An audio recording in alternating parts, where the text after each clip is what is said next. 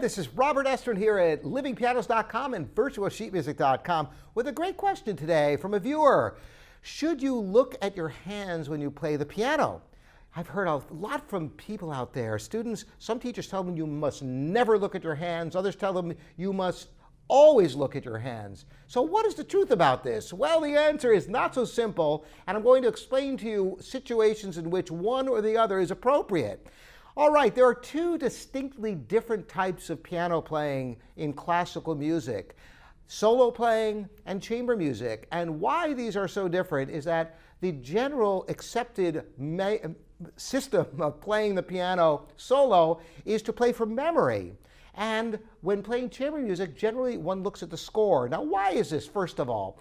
Well, in solo playing, there are oftentimes big leaps that you absolutely have to look at your hands. It's very, very difficult not to look at your hands in order to negotiate leaps and things like that. Also, the hassle of page turning. You would have to have a page turner to play for anyone at any time because there's no way to negotiate the pages very easily when you're playing. What about chamber music? Why is that different? There is a fundamental difference when playing with other musicians in that the piano part contains the complete score. So if you're playing a piano trio, you've got the cello and the violin part in your score, and it's very important that you see everything that's going on.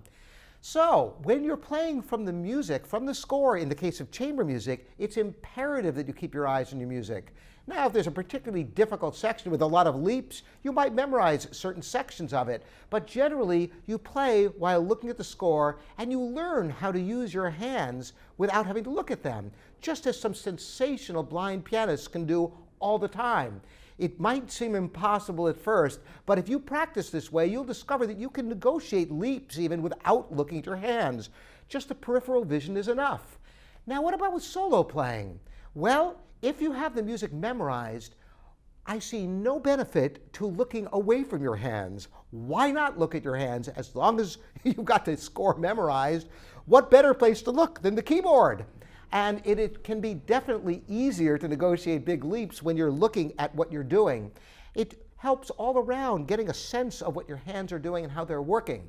So my suggestion is be aware of what you're doing. If you are playing memorized music, why not look at your hands? You're going to look around the room. Where else are you going to look? It's the most obvious place in the world to look. On the other hand, when playing chamber music, you must keep your eyes focused on that score because otherwise you're not going to be able to play the music unless you have it all memorized, which is not generally the custom. This is a great question. I hope this is helpful. If any of you have other reflections or opinions about this, I welcome them. You're welcome to comment on it.